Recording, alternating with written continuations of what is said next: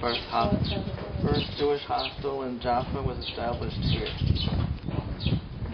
Okay.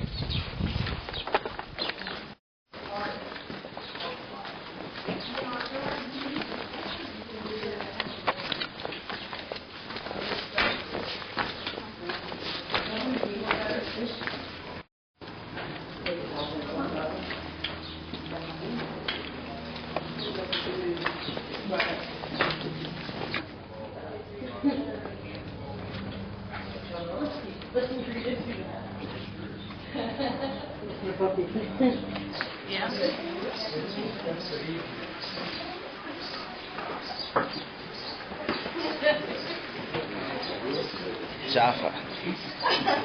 We're in Jaffa.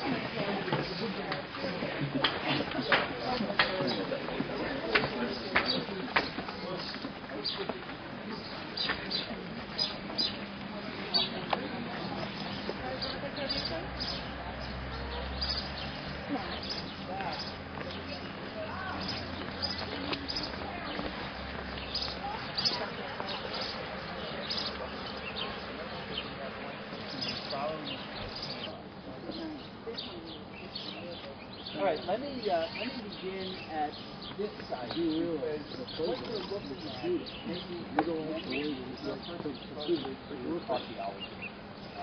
If I were going to give you on one foot, what definition for how archaeologists shape archaeology, I would say think of it as an onion. A shell. A shell is an archaeological tool. This is it. And the hill itself has various layers happening right here on the spot that we're standing. What we're looking at, however, are remnants that go back to the time of pre-Canaanite. Pre-Canaanite takes us about 3,000 years ago. And what this was an Egyptian outpost. So the earliest that we have in terms of information comes from this dig that you're looking at. And what we learn is that at one time when the Egyptians dominated most of the world, and just remember, if you're trying to get some kind of an understanding of the area that you're in, there were always major battles that would be taking place in competition between particularly two large powers. One in the north, in the area of Mesopotamia. That would have been the Sumerians. It later on would have become the Assyrians. It would have become the Babylonians. It would have become the Persians. And there was always a constant in the south that was always competing with these large empires, and they were the Egyptians. So there was always a major confrontation between Egyptians and the northern empires, and the battlefield was here.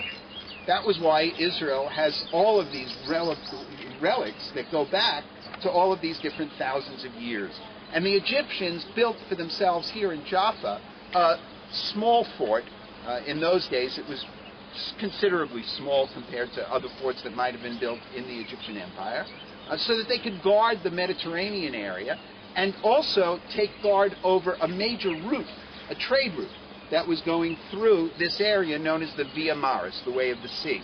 And that's something else, and I'm going to be developing that later on during the course of our tour, that the Via Maris becomes a major focal point for 26 different empires that eventually conquer Israel. And that would be the main reason why there were so many wars here, because people wanted to, or empires, wanted to dominate the trade routes for two reasons. One, for trade, and the other for movement of their military.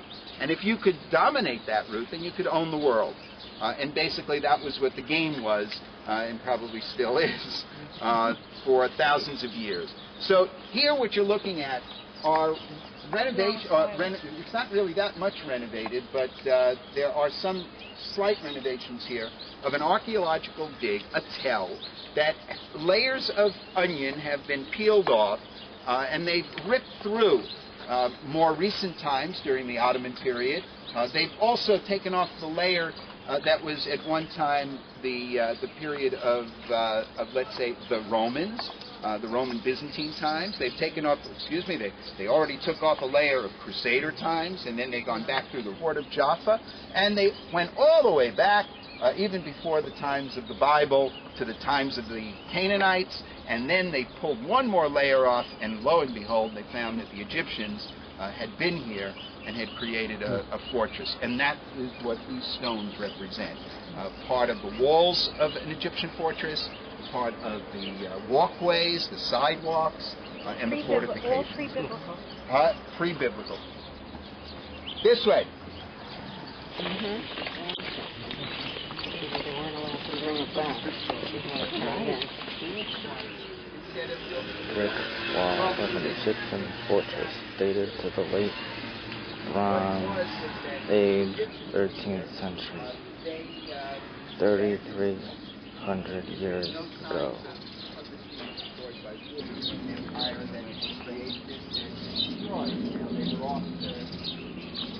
Whatever it was, and they don't reoccupy it. Okay, they're out of 9:30, so we'll be instead. In usually time. And only by that time, and we'll learn this too, and I hope that everybody joins us for the optional tour on Dubai. That had been built in most of these old cities were built out of mud brick. And they plaster both sides of the mud brick as walls. They build one foundation of stone, maybe two foundations of stone, and then mud brick walls. So what happens if you're not keeping up the mud brick walls? After 200 years, the rain, it eventually erodes it and it melts, and it forms a layer of debris. Not to mention that here on the beaches, there are storms and the sand comes swifting in. Next thing you know is, after a couple of hundred years of nobody living here, there is a serious layer of debris sitting on top of what you see here. And a new civilization says, hey, wouldn't this be a great place to build a harbor? And they come in and they start bringing in foundation stones, and then they build their mud brick walls. And the next thing you know is they're sitting on top of what they don't know is an ancient civilization before them. And then the same thing happens. And now 2,000 years, 3,000 years goes by. Brilliant archaeologists of today come by here and they go, let's start digging and let's see. And the next thing you know is you see literally stratification lines of those foundation stones that didn't melt. What year that would take us to, and they can reasonably come up with some kind of an idea. But all of it's guesswork. And archaeology, being a relatively new science, is still a guesswork science. So if they draw some conclusions today, they may find in another 10, 15 years that, hey, this is completely wrong. In actuality, it was done. And certainly parallels the whole history of the Jewish people. It was here that we learned that during the days, as I said before Solomon, these were the times of Noah. As a matter of fact, the name Jaffa comes from the ancient story of Noah. His son Yafo apparently is credited with having been given this town after the flood. And for that reason, it was called Jaffa, not because it's beautiful, but because Yafo, that was his name. Later on, we hear that this was the place where Jonah had been ordered by God to set sail to what town? Anybody remember? Nineveh, right, because the people of Nineveh were being very, very bad, and Jonah was supposed to go save them. And so instead, he takes a ship to Tarshish. That was the New York City of its time. And he said, I don't want to mess with these Ninevians. It just doesn't pay. I'm going to go to Tarshish. Things are great there. But on the way, there's a storm at sea. Everybody knows the story. Jonah admits that it's because of him. They throw him overboard. He gets swallowed by a whale. Geppetto comes looking for no, of course not. And the whale spits Jonah back up onto the shore of Jaffa. And God tells him, you can't run away from me, go to Nineveh, which he does, and everybody's happy ever after. It's also here that, as I mentioned before, King Solomon. Solomon was a great explorer in terms of the kingdom at the time, and he sent his ships sailing to various parts of the world, some say even to the New World.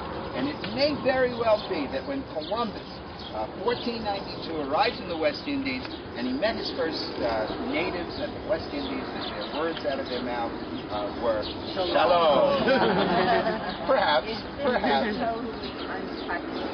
totally untouched after having been renovated, after having been excavated. Yes, this is the original wall. Right. Well, building styles, you should know, didn't change that much from one generation to the next generation. So there, as a matter of fact, what you're looking at over here goes back to the Maccabees. Many of you will remember that the Maccabees had revolted against the Greeks and established a dynasty here that would last for 100 years, known as the Hasmonean dynasty. At the major wars that would take place here, the Greeks actually brought together many of the Jews of the town of Jaffa, put them on ships out into the Mediterranean, and then set the ships on fire. Yeah, it was pretty merciless in terms of in the way they attacked the city. This was also a very important place. If you turn around, you see a church. My house, but I have a very small house. I only have a couple of rooms, and I have 3 daughters. But you can sleep on my roof. Jesus came to him in his hunger, and he opened up the heavens, and all manners of food were given to him. Ham, lobster, clams. And Peter says, I can't eat this stuff. I'm kosher. And Jesus apparently had said in the Gospels at this juncture, well, from now on, whatever goes in here comes out of here, and it really doesn't make a difference what you eat. And that really is the line that's drawn between kashrut for Jews and non-kashrut for non-Jews. Which reminds me of the story. What doesn't belong in the following categories? Lobster, clams, oysters, flounder, and a Chinese person who's been hit by a steamroller. Flounder. No, the flounder, of course. The rest are crushed Asians. Here we go this way. Are you going to remember it? Now we're establishing it. You know? What was that with the crustaceans? He said, out of the following group, what doesn't belong? Oyster, lobster. Summer? Summer? Okay. You want to walk around? Yeah. We'll walk through there. Is there a walk around? I think so. If not, we're getting more exercise.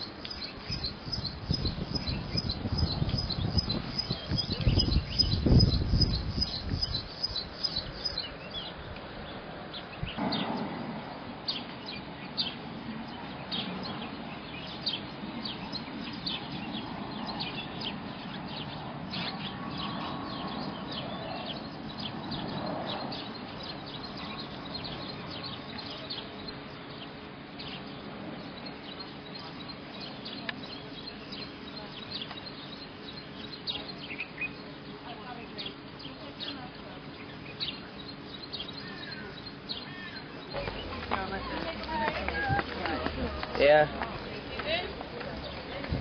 You took the view over there?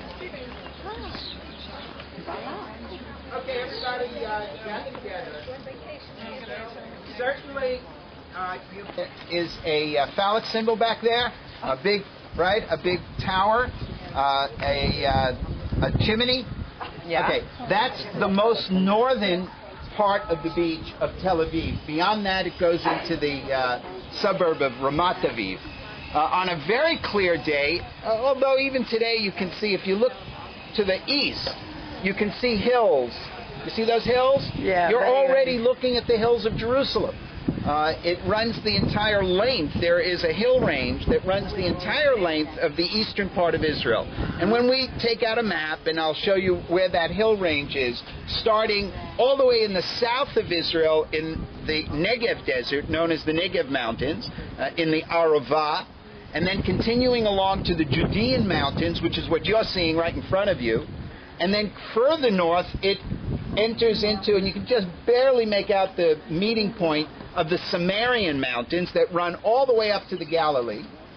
And then from the Galilee, it's the Galilee Mountains. You don't see the Galilee from here, but you do see the Samarian and the Judean mountains, and maybe you're getting an understanding right now just how small Israel really is, because as you see those mountains, you're also looking at the farthest perimeter of Israel, because beyond those mountains, you're already entering into the valley, and then beyond the valley is Jordan. So this is the width of Israel that you're looking at right here from Tel Aviv. Of course, the Mediterranean... Pardon me? This is the westernmost, and that's the easternmost? This is the westernmost, and that's already, you're looking towards the easternmost. That's right. How far are those mountains from us? From here, you're about 50 miles from not even, you're about 40 miles from Jerusalem, and you're about 55 miles from the border with Jordan. Where are those mountains? With the mountains, beyond the mountains, into a valley. In the middle of the valley is the borderline between Israel and Jordan. 50 miles. You're looking about 40 miles out there. How wide from tip to tip, it takes 4 to 5 hours. It's not. It's a little bit longer than that if you're driving, but it's not that much longer. Altogether, Israel takes up an amount of space that would be equal to about 10,000 square miles. How many miles? That's with the West Bank and the Gaza Strip. Without it, 8,500. How many miles is it in width from the west to the east? From the east to the west, in the widest point, you're looking at pretty much right now, about 45 to 50 miles. Yeah. That's like the Connecticut. And the length is approximately 440 kilometers or 500 kilometers. I'm sorry, 900 kilometers with the Galilee. So what is that? Maybe 600 miles, 500 miles? David. Yes. You're going to get to Golan Heights. You're going to get to everywhere. We're not leaving a space unturned here in Israel. You're going to see everything. Except the Gaza. We're not going to take you to Gaza. Very happy about that. Oh, that's the first place. Right, the Mediterranean that you see right here, and I just want to remind you of a story that goes back to the time of the Greeks. You see these rocks over here in the Mediterranean? Well, these rocks have a very fascinating story. It was here that, according to Greek legend, this is where the magnificent, the beautiful Andromeda had been tied by chains to these rocks, ready to be sacrificed to the evil god of the sea. And who comes flying over to save her life? Perseus. Perseus, in mythology, Greek mythology, flies down, sees how beautiful Andromeda is, decides this is the woman of my dreams, swoops down, he slaughters the bad guy, right? He slaughters the god of the sea, and he frees her of her chains, takes her off to Mount Olympus, and marries her. That story, even though it, as we know today, is a mythological story, was a story that was believed by the Romans when they came here, so much so that they were convinced that they found those chains and the bones of the monster and had them on display in Rome during the heydays of the Roman Empire. So all of that took place right out here, the story of Andromeda. This artistic piece that we're looking at behind us, the Statue of Faith, tells 3 biblical stories. It was done by Donnie Coffrey, who is one of our local, very well-known artists. And what he designs here is the top part reminds us of the fall of Jericho. To the left, it's the sacrifice of Isaac. And on the right is Jacob's dream. And all of those 3 biblical stories are characterized by this. The red rooftops, as you look out here, you can see these red rooftop buildings. This brings us to our next phase of the story of Jaffa. Because as I mentioned before, And this side is another picture. I don't know, Jacob's dream or the other side. Listen to the tape before. Back it up. There has been a site standing at an ancient archaeological dig, and I told you that it was called Tel in Hebrew. Not because Tel Aviv had any tells, because it was just sand dunes, but poetically, just to show the age. And remember, we're talking about a book that they're copying from Old Neuland that Theodore Herzl had written. And the tributary road was built off the back, and by 1909, a little bit later, it became the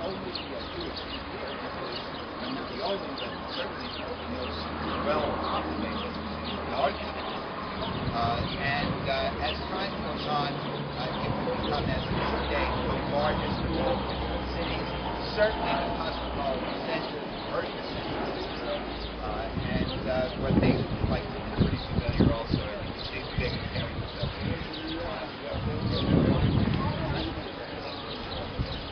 The biggest in population, powerful. We haven't had a census in a long time, and there are some statisticians right now. I wonder who that is. I think it's Sarala. At least as big. Hi, Sarala. Wave. So it really is over. But they take It is so pictures, funny. and it's a finished You can see my house from here, as a classic Jeff would say. How they could stand here and look at that for a while. Isn't that so beautiful? Tel Aviv from Jaffa. We're in probably the oldest city in the world, in Jaffa.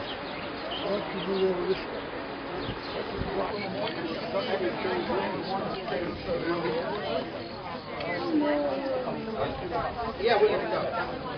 Valley Town.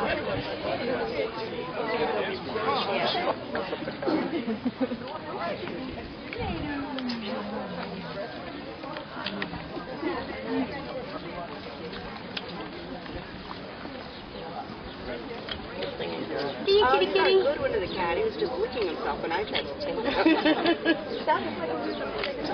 Poor thing.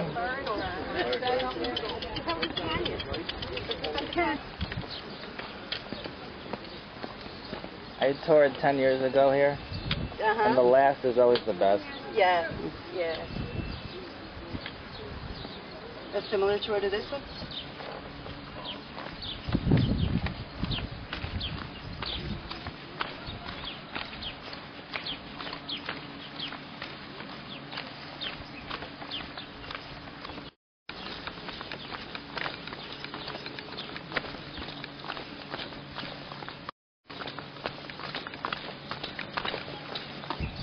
Say cheese. Doesn't she look marvelous? Fina. Action. Fina. Action. Fina. Sundava.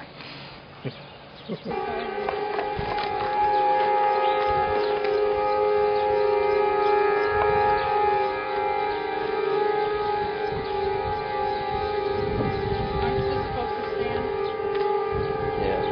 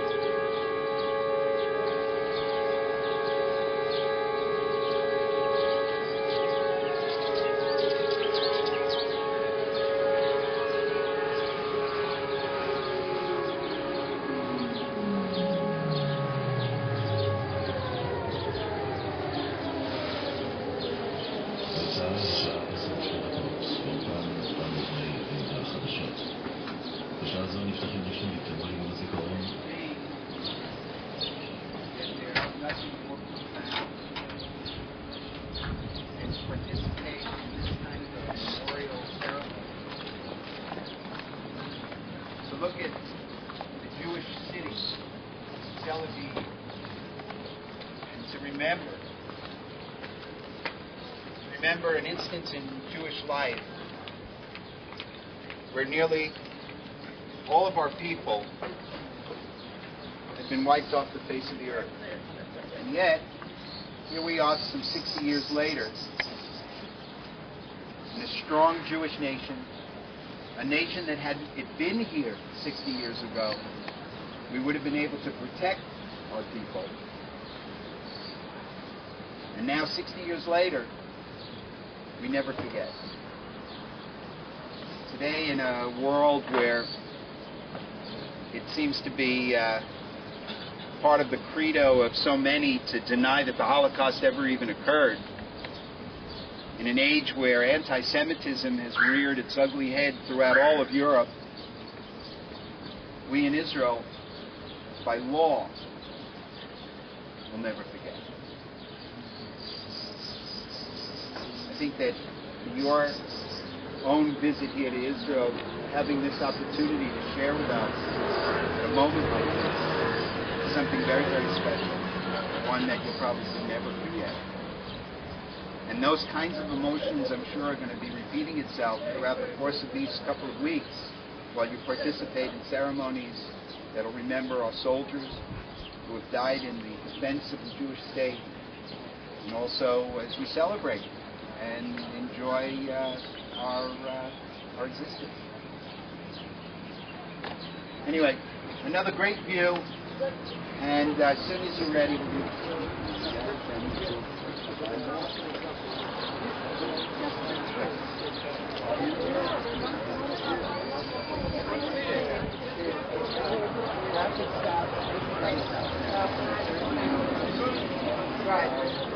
Unfortunately,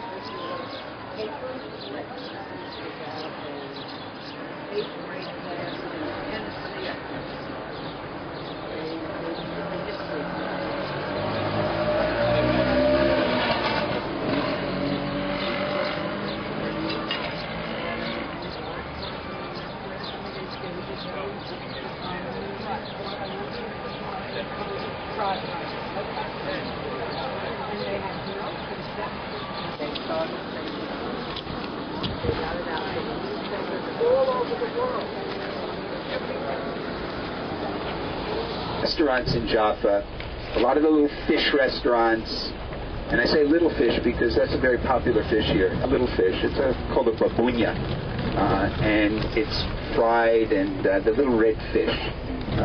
This is an old mosque here, and this is where the members, before they would go into the mosque, to wash their feet and they're behind their ears and basically ritually purify their bodies. This is where they would do it from. Now it's no longer an operating mosque, so it really is not there anymore.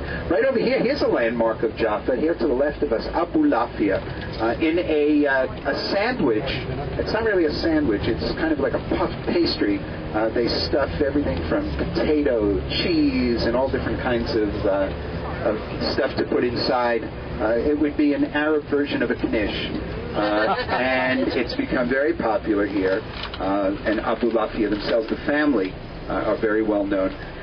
Some of the newer buildings that are going up in Jaffa, and some of the most expensive real estate in the city, like this building you see over here to the left of us, is one of a number of different neighborhoods that are fastly being built here in Jaffa.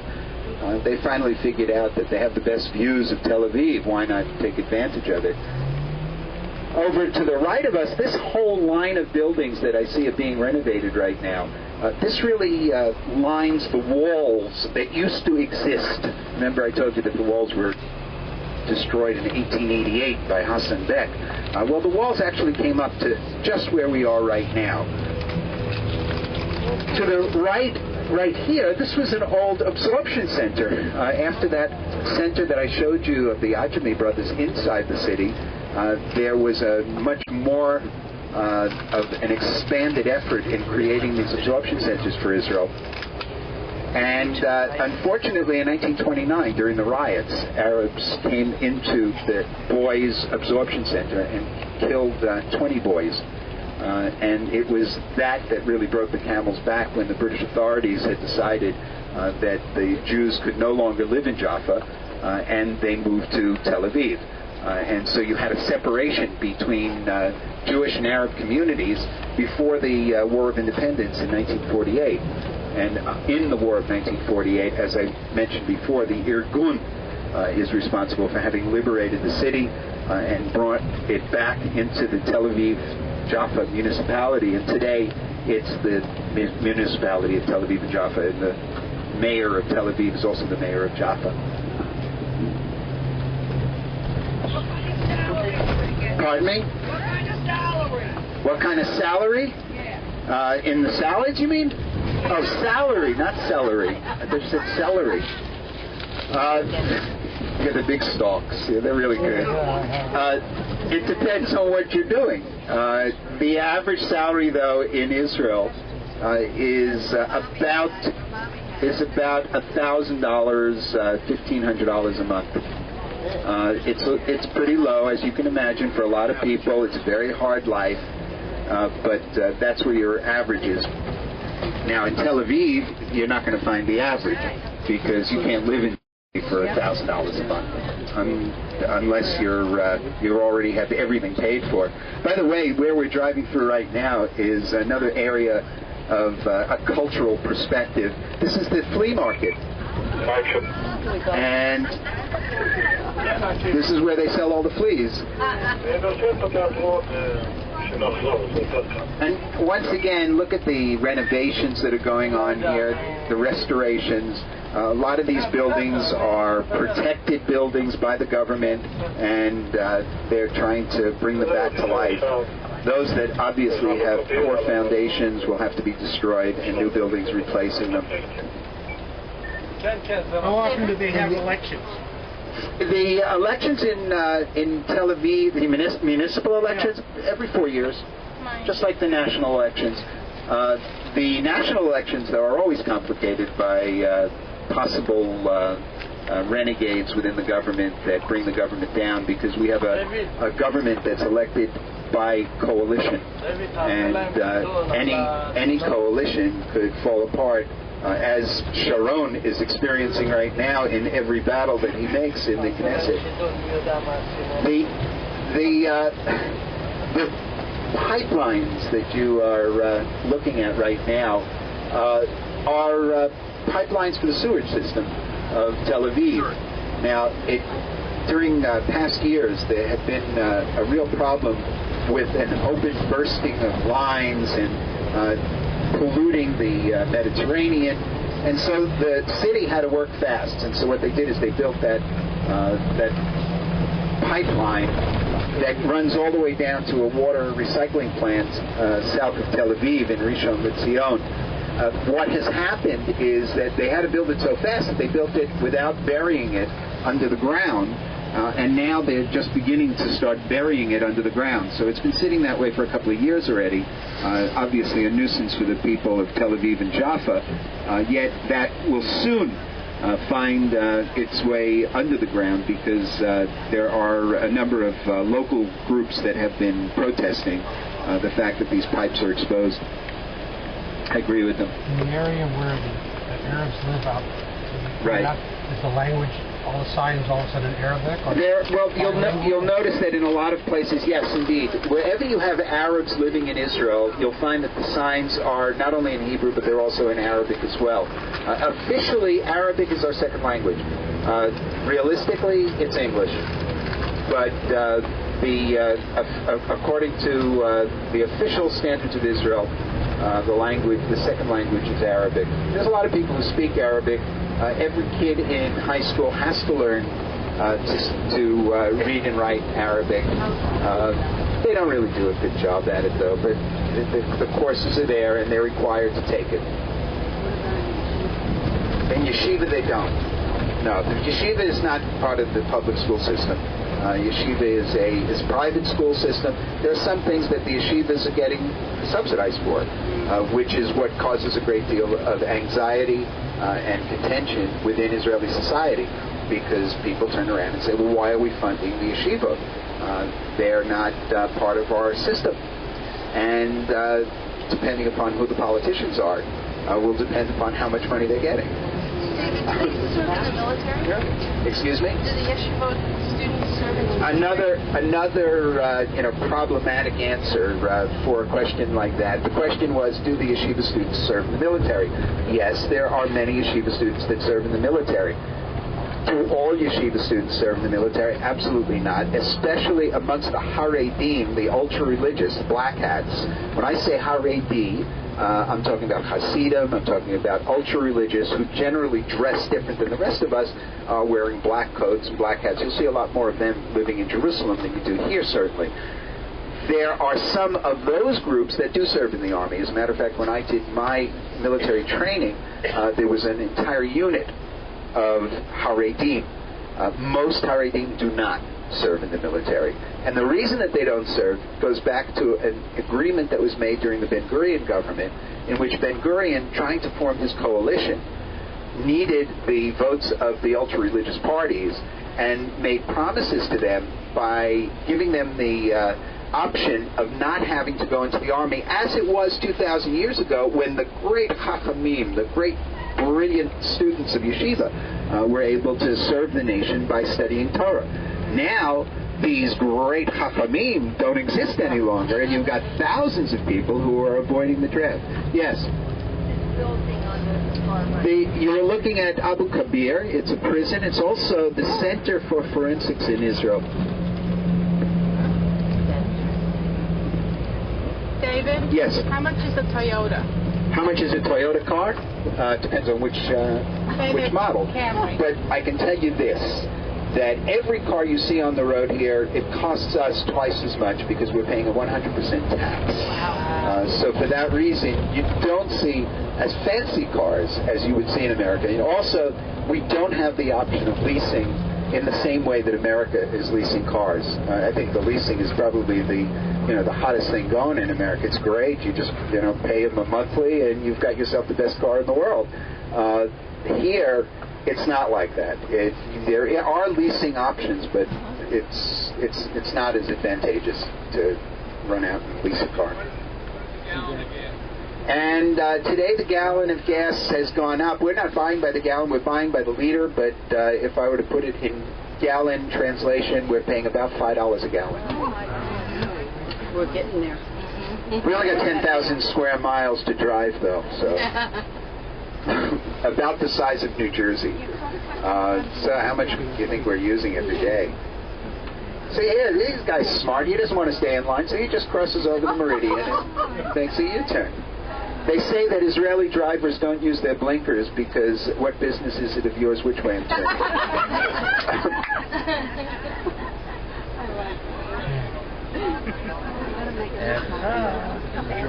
I'll tell you, it sounds much funnier than it really is when you're experiencing it, because you've got to stay awake every single moment of time. The braking, right, Mike?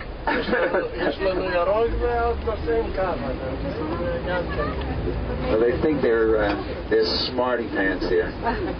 Does Mike have nerves of steel? Mike has nerves of steel.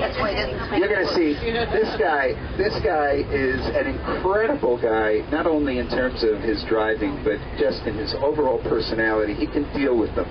And that's why he has this job and I don't. David, how long does it take? Do you commute from Jerusalem? Yeah, I commuted this morning. I commuted. How long does it take? Well, now we never had train service between Tel Aviv and Jerusalem until now. So I've been taking the train. It takes an hour and 20 minutes. If it were a fast train, it should take 45 minutes, and we're building one. So it'll take a while, but eventually we're going to get it. If I were to take the bus this morning, I found out that I made the right choice in taking it takes a little bit longer than going by car or by bus. However, there was a traffic jam on the main highway going between Tel Aviv and Jerusalem. I'd still be sitting in it. So I really feel very proud that the train service just opened about 3 weeks ago. So it really is new. Yes? Well, just past Monday, were lanes that had 60 and lanes that had 70. What's those numbers? Lanes that had 60 and lanes that had 70? This is a new one. I don't know. Right above you. Well, they're telling you how fast you can go, but they shouldn't be telling you that in one lane you can go faster than another. That's why I asked. How fast you can go. Yeah, here's the train, and this is how I came in this morning. Came in by train, and I went home last night by train as well. But the scheduling is still not perfect. They're running to Jerusalem only once every hour, and back from Jerusalem once an hour. So it's not really enough. Yes. Is a washer and a dryer a luxury? Also, washers and dryers. Actually, washers are not as much a luxury as a dryer is. The washer you can buy today, an Israeli-made washer, and you don't have to pay that much tax on it. Whereas the dryer is a higher tax. But it's not so much the tax that's keeping people hanging their clothes on the line. It's because it's very expensive to operate, and they can't afford it. So rather than turn on their electricity, they would prefer to just simply hang it. In Tel Aviv, it's not the easiest. I lived in Tel Aviv for about 5 years, and I can tell you, this time of year is not so bad, but as it gets closer to the summer, it is so humid here that you can leave your clothes on the line for days and it still doesn't get dry. In Jerusalem, you put it out and an hour later it's stiff. That's how dry it is in Jerusalem. This was a river to the left of us. It was known as the Ayalon River before Tel Aviv dug it up. And the Ayalon River, named after that same valley that we talked about yesterday, the Ayalon Valley, was a tributary of the second largest river in Israel, the Yarkon River. It was mentioned in the Bible as being one of the ways in which Solomon would bring the cedars of Lebanon from Lebanon by sea and then carry it through the Yarkon River and then send it along the Ayalon to the almost to the foothills of Jerusalem, and then it would be carried up to be used for the foundations of the building of the first temple. So that was probably one of the few places in the Bible that the Ayalon River is even mentioned. Today, of course, it's not much of a river. It is a large water conduit, though. During the winter season when it rains, it'll flow through what was that river and bring it out of the city. Now we're creating reservoirs so we can save this water. Unfortunately, for years, Israel was not involved in creating reservoirs to capture the runoff water, and it was just running right into the sea. The reason was that they were so busy worrying about defense that they simply neglected what our most important commodity is, and that's water. Today, there's much more of a concern for collecting it, saving it, and somehow figuring out how we're going to keep this country watered for the next generation. Yes. How what? These buildings, the newer buildings that you're looking at, are brand new over the last 10 years. Tel Aviv has really become the New York City of the Middle East with these magnificent buildings. When you go to Jerusalem, you're not going to see signs like this. As a matter of fact, big poster signs in Jerusalem are illegal. It's much more conservative there. Here, almost anything goes. And that's the kind of feel that I want you to have about Tel Aviv. This is the city where it never stops. So there's no limitations. Sometimes I think that you'll find our philosophers are very critical of the younger generation of Tel Avivians. All of them walking around with their holes in their nose and their ears and their eyebrows and their pubic sections and just about everywhere. And hanging out on the beaches and just protesting the war. What? Right. That is telling you that they're ready to rent That's office space. So don't forget their number if you're looking for an office. How much is it about average apartment here? Well, once again, we are not a country that's built on rentals. So there are no rental buildings. There are buildings that have rental homes in them, rental apartments in them, only because the landlord has bought it for an investment and he's renting out his apartment. So if in Tel Aviv, in one of these new buildings, you could pay upward of over $1,000 a month for rent, $1,500, $1,600 rent. In the older buildings, a little bit less. Tel Aviv's very, very expensive. For purchase, though, yesterday I even mentioned, you are one of the customers. I can only tell you that today in Jerusalem, Tel Aviv, even Haifa to some degree, a 100 meter, which would be 1,000 square foot apartment, which would be 2 bedrooms basically, not big ones, it would have a balcony, and you would pay about $350,000 to $400,000 for that apartment in a nice area of Tel Aviv. A nice area. I'm not saying in the best area. There are more than $1 million apartments here as well. Those are the numbers she was asking about, 90.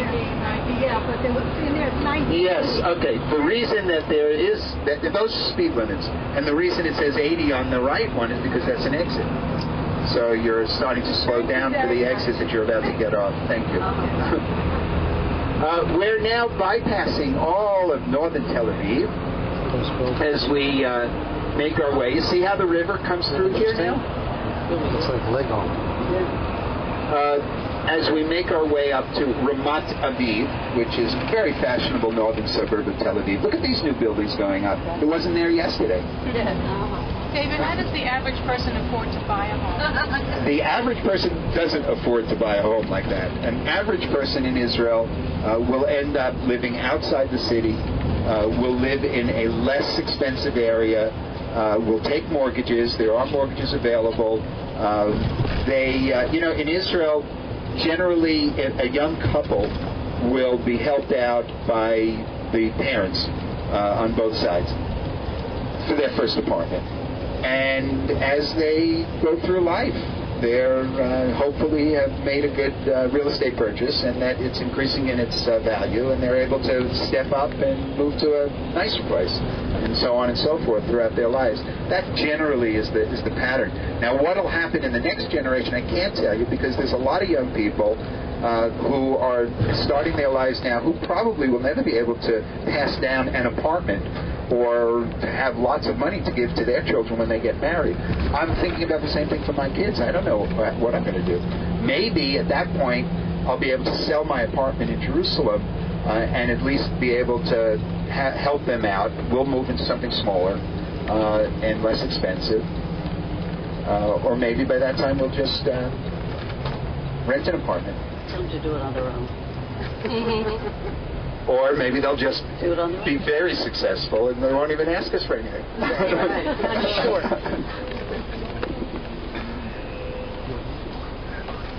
The university is right behind, in front of us, up on the top of the hill. We're going to actually be going to the campus of the university right now as we go visit the Diaspora Museum. The Tel Aviv University. There are 5 major universities in Israel. Tel Aviv University, Hebrew universities in Jerusalem. There's the University of Haifa. There's the Technion, which is also in Haifa. And there's Ben Gurion University in the Negev, in Beersheba. Those are our major universities, but then we also have other universities that are private but subsidized, such as Bar Ilan University in Ramat Gan. There's a new movement of 2-year colleges that has been pretty much in fashion over the last maybe 10 years, and they're becoming more and more popular. In Jerusalem, the 2-year Hadassah College. How many Hadassah members we have here? Okay, Hadassah College has gone to 4 years and are giving BA degrees. So now we have a Hadassah College, you can take a full load of courses to graduate from. So it's becoming more popular. Remember that the students in Israel are older. They come out of high school. Their first requirement is to go into the Army. Boys will go in for 3, girls go in for 2 years. And then only afterwards, and probably after another year of just hanging out in the world, they'll start a college career. So you're talking about a student who's in their 20s already, who are beginning a much more focused career. They know exactly what they want to get out with. They know what courses they're going to be taking, and many of them are married while they're in college. And they can get loans. It's not as easy as getting a loan in the States, but then the cost of college is not as expensive. You can go to one of our universities for about $4,000 a semester, even the private ones. So, not that that's real easy for everybody, but at least there's some kind of proportion there. As opposed to what I keep hearing from the States, $40,000, $30,000 for nothing. Right. Even for schools that are not, the most well-known schools in the world. What percent of high school graduates will go to college? In Israel, we have a large percentage who will get a college degree. It's not as large as the Jewish population in America, certainly. Not after they are going to army, and also, we have all different kinds of levels of our society here. But you'll see at least 25% of our population going to college, which is pretty good. Most of the young people remain here? Excuse me? Most of the young people remain here? Yes, most young people growing up in Israel stay in Israel and become, raise families here. Well, they can't really live in get Israel. out, right? There are a lot of Israelis, as you are probably aware, who leave Israel.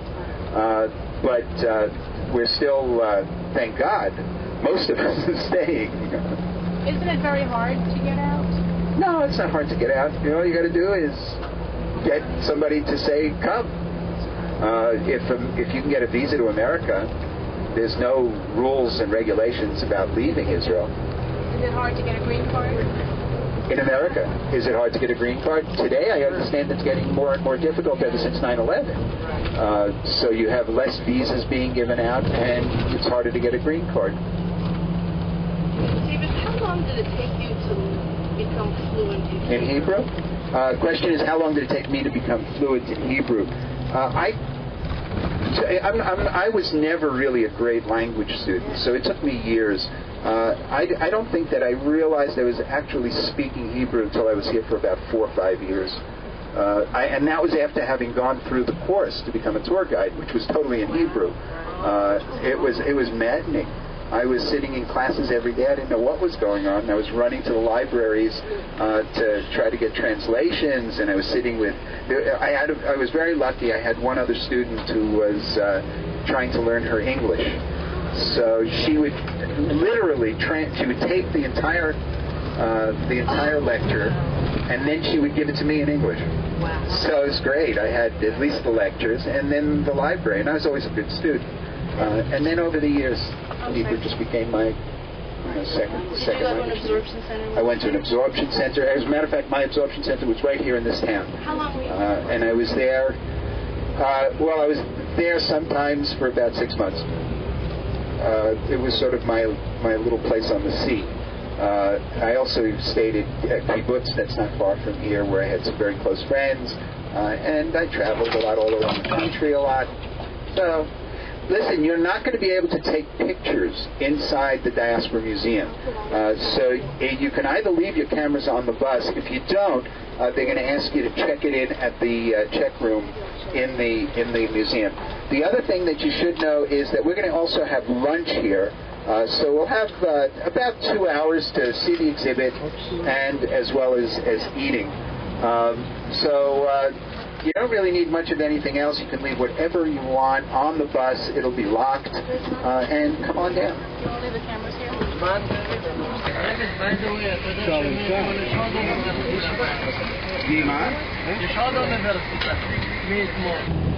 And we are going to Rehovot, which is about a little bit, maybe 20 miles or so, 15 miles southwest of Tel Aviv. This whole area was some of the first neighborhoods or first communities to be settled within Israel during the late 1800s and the early 1900s. Just for your information, if we go back to those times, we would find that probably the main character of our story has got to be the Baron de Rothschild, Edmund de Rothschild, French.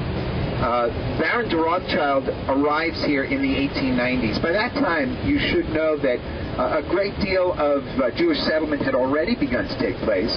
Such organizations as Chavavei Zion, religious group of Zionists from Europe, had settled the town of Petach Tikva and began an agricultural settlement there.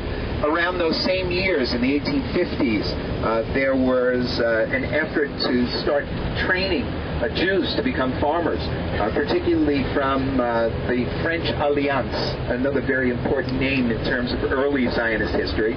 French Alliance had purchased an area of land almost near, well, just about in Jaffa, right outside Jaffa. They called their community Mikveh Yisrael. And Mikveh Yisrael would become the first agricultural settlement in Palestine. It would also be a place to start training religious youngsters to farm. Now, there was no coordinated effort here in terms of Jewish statehood. Nobody was, well, I can't say nobody, but certainly the direction wasn't towards Jewish statehood. It was towards Jewish homeland. The opportunity to settle here, the opportunity to develop the land. Remember that as far as Jews were concerned in Europe, Jews weren't allowed to own land. They weren't farmers. They didn't know their tuchus from their elbow about how to plant, how to plant a cauliflower or how to grow a tomato. So all of this was going to be foreign to them. And they arrive in Israel. And remember that Jewish communities had lived here almost non-ending for almost 2,000 years in certain areas like Hebron, Safed, Tiberias, Jerusalem, mostly religious Jews. And they would return every so often to various parts of Europe for donations. And they would live off of those donations. And that's how the Jewish communities survived here in Ottoman Palestine during those years. It was only in the times of, as I said, Chavavei Zion, the 1850s already, and the 1860s, where we begin to see any kind of a real movement of Jews who really thought that, you know what, the time has come, let's go back to the land of Israel. Things were also getting very, very tough in Europe. Pogroms were on the increase. Jews were constantly being ostracized no matter where they were. And Palestine, despite the fact that this was a desolate place, a very barren place, a very difficult place to try to live, it still would be better than leaving your hands or leaving your lives in the hands of anti-Semites. So that was, I think, one of the motivations, plus the religious motivations, to be close to the holy sites of Judaism. It was only in the 1860s and 1870s already where we start seeing a great deal of philosophical books being written in Europe, particularly by some of what we call the early Zionist leaders, people like Ahad, who talked about a cultural Zionism, or Kalischer, who talked about a religious Zionism. There was Pinsker. And these names become classic names in terms of Zionist ideology. But no one would have more of an effect on all of these than Theodor Herzl, this assimilated character who comes out of Budapest and then ends up settling in Vienna, covers the Alfred Dreyfus affair, comes to the conclusion that Jews will never really be a happy group of people unless we were normal people. And the only way to be a normal people would be to establish an official Jewish state accepted by all the world's leaders, and that we would be inducted into the world of nations. And that's the way anti-Semitism would be solved. And once that would happen, then all the other stuff that we've been experiencing for 2,000 years in the diaspora would go away. Of course, after almost 60 years of statehood, I can tell you Theodor Herzl was wrong. Nevertheless, it was an inspiration on a political level to get Jews to start thinking about settling in Palestine and creating communities here. The Baron de Rothschild was from the old school, though. He wasn't from that Zionist school. Baron de Rothschild was a very practical man, and he arrives in Palestine in the early 1890s, and he sets out on doing something that's very important. Making money. But, well, that he's already done. Making money he's done all of his life, but he's come back here with an idea that is very practical in terms of if Jews are going to settle here, you got to own the land, so you got to buy it. And so that's what he does. He sets out on a buying spree. He buys everything that he can get his hands on. Now, who's he buying it from? He's buying it from Turks. And why are the Turks selling it? Well, now we have to go back once again back into history. And where during the Ottoman Empire, I mentioned before when we were in Jaffa that the most significant part of all of the Middle East, and the reason that Israel was so important in history was because of the trade routes. And that's exactly what was going on here. Throughout centuries and generations, there were trade routes going all the way back to the time of the Canaanites and the Egyptians we were talking about earlier. They had trade routes running along the coast. It was the fastest, it was the safest if it was protected, and they would have their military protecting it. And it was also a way of making more money by charging as a toll road any businessmen who were planning on moving their goods to market. Look at Israel in terms of the entire Middle East, where the connecting points between Asia, Africa, and Europe. And so the trade routes were the most important features of this land, and it was why most of the empires, going all the way back from the time of the Egyptians, wanted to dominate this area so that they would have control over it. Well, in the Ottoman period, something completely changes everything when in the 1700s, the scientists come up with solutions of how to utilize the wind to propel ships through the sea. It was faster, it was cheaper, it was safer, and you would be more insured that your goods would get to market if you sent it by sea. Now suddenly the Turks turn around and they say, hey, what are we doing here? This place stinks. Let's try to figure out a way to make some money off of this place. And so what they do is they parcel off the land and they sell it off to Turkish landlords. Now, at some other point during the course of our trip, I'll get into more details of who actually administrates, because who would administrate would be the same Bedouin leaders that had roamed the Arabian deserts for almost 1,000 years. And they would end up being the managements, the intermediaries between the landlords who sat in Izmir and Istanbul and managed these territories throughout Israel, throughout Palestine. In any event, so what happens now is that they start parceling off the land, and these individuals begin to encourage Arabs from all parts of the Arab world to come work on this land to make farms out of them. But lo and behold, there's no water here. The only way to bring water here would be from the Sea of Galilee. By the way, in the 1950s, we figured that out. We built the National Water Carrier to bring water to all the regions of Israel, and that's why we've been able to make the desert bloom. It's not a miracle. It's a miracle that we did it, maybe, that we managed to put all this together and figure it out how. But the truth is, there was no local wells, and not enough anyway, to make a real farming effort out of Palestine. That was This was in the 1870s,